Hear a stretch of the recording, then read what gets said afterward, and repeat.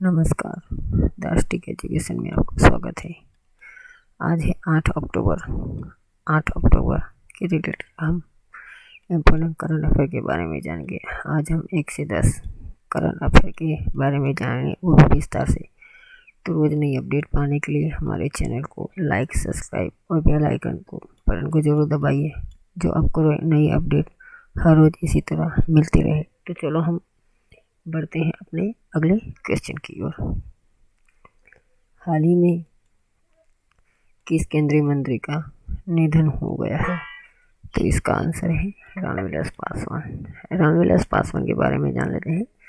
जैसे कि रामविलास पासवान का जन्म 5 जुलाई 1946 को हुआ था और उनकी मृत्यु 8 अक्टूबर 2020 को रात को 8 बजे हुई थी। रामविलास पासवान भारतीय दलित राजनीति के प्रमुख नेताओं में से एक थे।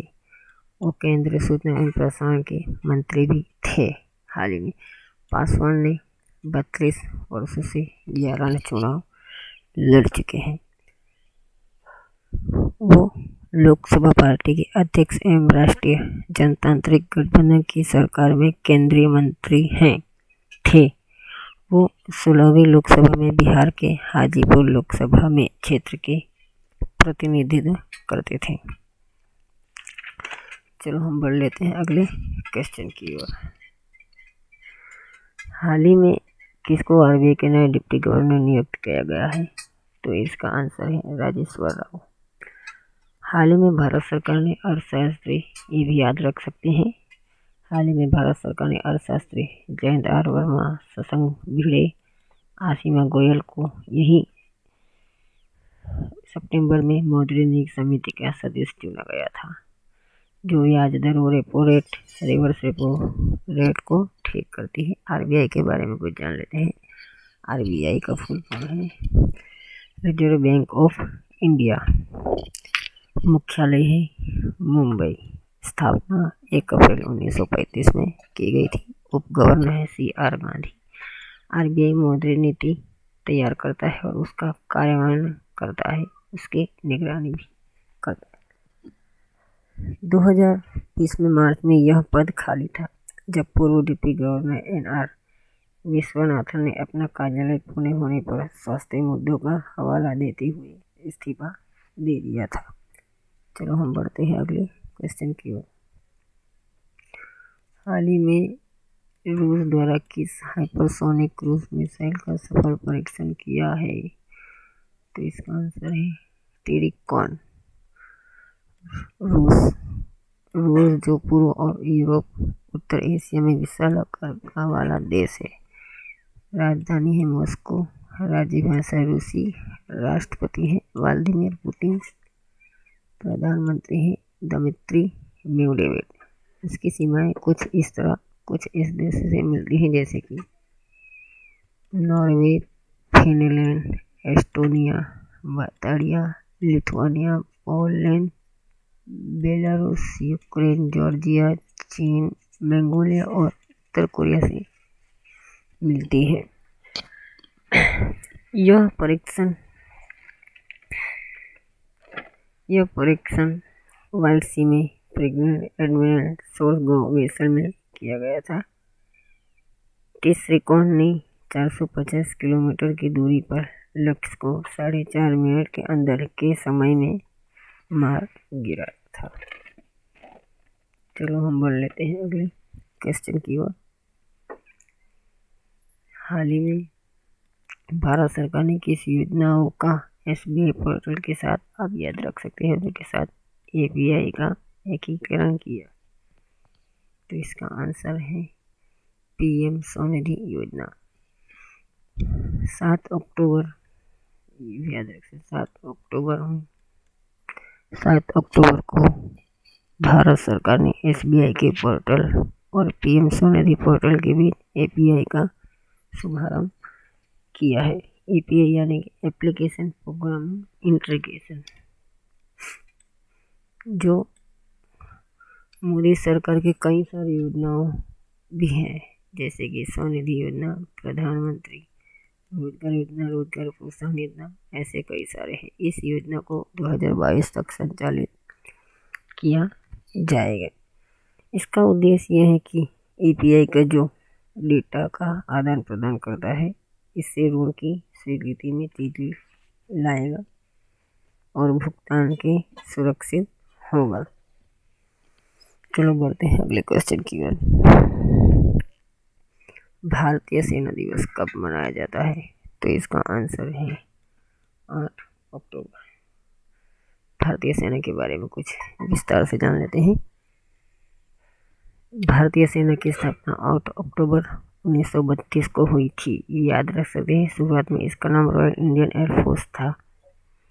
1950 में इसका नाम बदलकर इंडियन फोर्स रखा गया था। भारतीय सेना का आदर्श वाक्य, तो आप इसे भी याद रख सकते हैं, नमः सर्वदीप्तम है। भारतीय वायुसेना इस साल 2020 में 88वां दिवस मना रहा है। इसके कमांडर ऑफ चीफ हैं रामनाथ कोविंद, चीफ मार्शल हैं राकेश कुमार भदौरिया।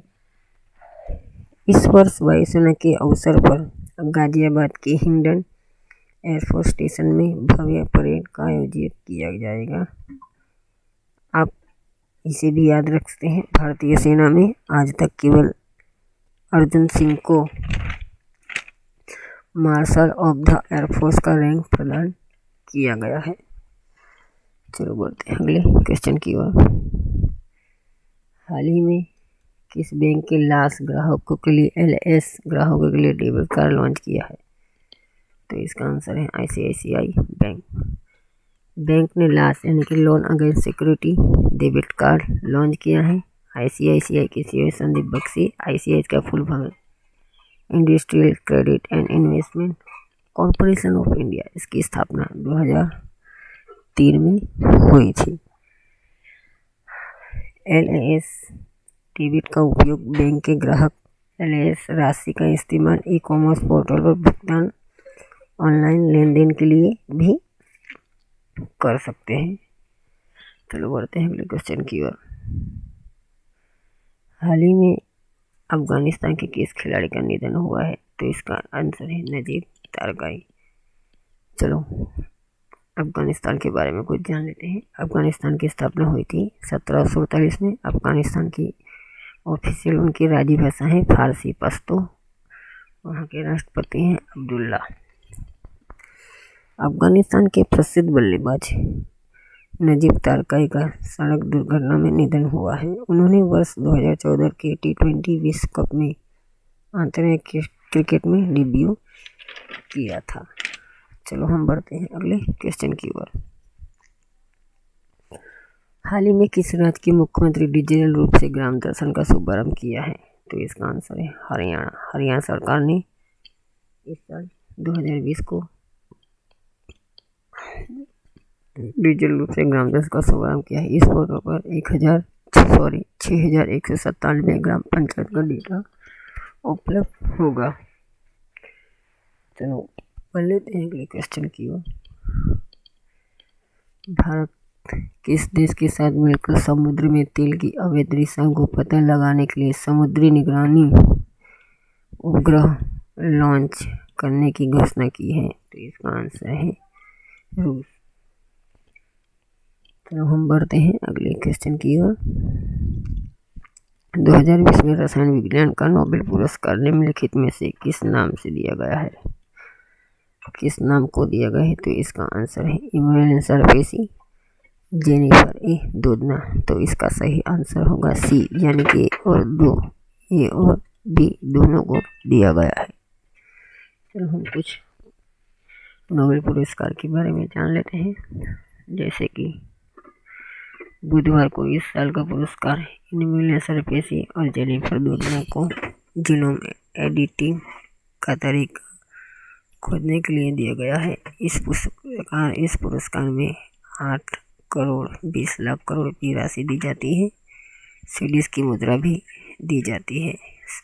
स्वीडन के वैज्ञानिक अल्फ्रेड नोबेल के नाम पर इस नोबेल पुरस्कार को दिया जाता है। जैसे कि हमने आपको 1 से 10 क्वेश्चन के आंसर के बारे में बताया है, तो आपको और भी अच्छे रोज अपडेट पाने के लिए हमारे चैनल पर बने रहिए और शेयर ज़रूर कीजिए। तो आप सब लोगों का दिल से धन्यवाद।